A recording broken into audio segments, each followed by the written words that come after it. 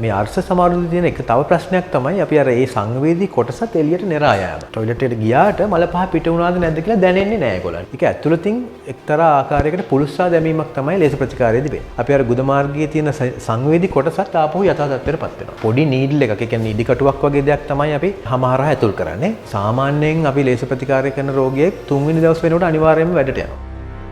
අර්ශස් රෝගයට ඉක්මනින්ම සුවයක් ගන්න පුළුවන්. නැත්නම් ඉක්මනින්ම සුවයක් හොයා ගන්න පුළුවන්. කෙසේ නමුත් අපි සැඟවීම හේතුවෙන් මේ රෝගය තව තවත් උත්සන්න වෙන්න පුළුවන්. නමුත් අපි බලමු මේ රෝගී තත්ත්වයට දුවෙන ප්‍රතිකාර මොනවද කියලා. විශේෂඥ වෛද්‍යතුමනි, මොනවද මේ අර්ශස් රෝගයට තිබෙන ප්‍රතිකාර?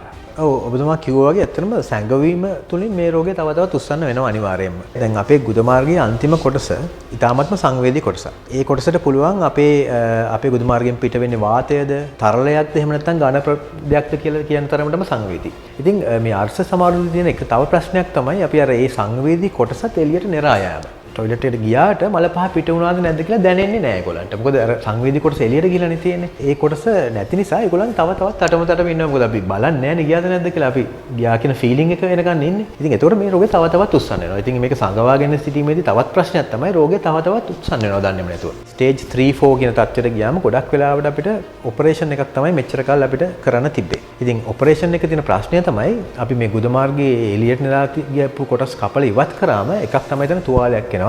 ඒ ගුද මාර්ගයේ කොටස ඉතාමත්ම සංවේදී හින්දා ඒක අධික වේදනා සහිත ප්‍රතිකාරයක් වෙනවා. ඇත්තටම ලෙඩු අපි සාමාන්‍යයෙන් කියන්නේ හෙමොරොයිඩෙක්ටමි කියලා කියන්නේ මේ ඔපරේෂන් එකට කරොතින් අපිට බැන සති 6ක්වත් ඉන්නවා කියලා තමයි අපි සාමාන්‍යයෙන් කියන්නේ. මේකට ආපු අලුත් ප්‍රතිකාර ක්‍රමය තමයි ලේසර් ක්‍රමය.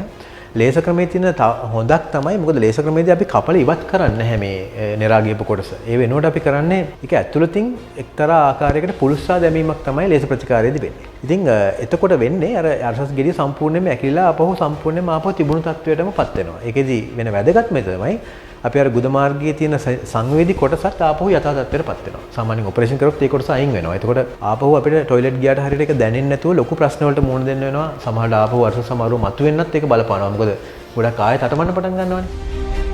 අර්ශස් රෝගීන්ට තිබෙන හොඳම ප්‍රතිකාරයක් තමයි ලේසර් ප්‍රතිකාරය. මෙහි තිබෙන වාසි අවාසි මොනවද විශේෂඥ වෛද්‍යතුමනි? ප්‍රධානම වාසිය තමයි මේකදී අපි කිසිම කැපුමක් දෙන්නේ නැහැ.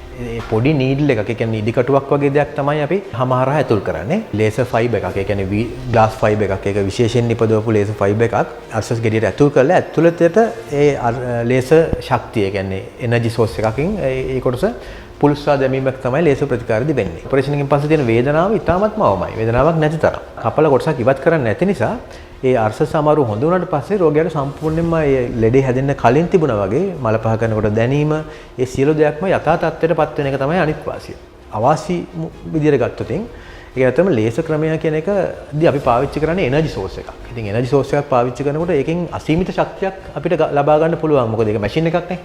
ඒක පාවිච්චි කරනකොට ඉතාමත්ම පරිස්සමින් පාවිච්චි කරන්න ඕන. මොකද අපි ඒ ශක්තිය වැඩිපුර දුන්නොත් ඒ හිමොරොයිඩ් ඒ අර්ශස් කොටස් අඟුරු බවට පත් වුණා කියලා හිතන්නකෝ. එතකොට එතන අනිවාර්යයෙන්ම ආසාදනයක් මතුවෙන්න පුළුවන්. විශේෂයෙන් වෛද්‍යවරුනි, දැන් අපි සාමාන්‍යයෙන් රෝගයකට ප්‍රතිකාරයක් කරා යනකොට අපි බලාපොරොත්තු වෙන්නේ ඉක්මන්ම සුවය. එතකොට මේ ප්‍රතිකාරات එක්ක, මේ ලේසර් ප්‍රතිකාරයත් එක්ක අර්ශස් රෝගියෙකුට ඉක්මනින්ම සාමාන්‍ය ක්‍රමයට එන්න පුළුවන්ද සාමාන්‍ය ක්‍රමවේදයන්ට?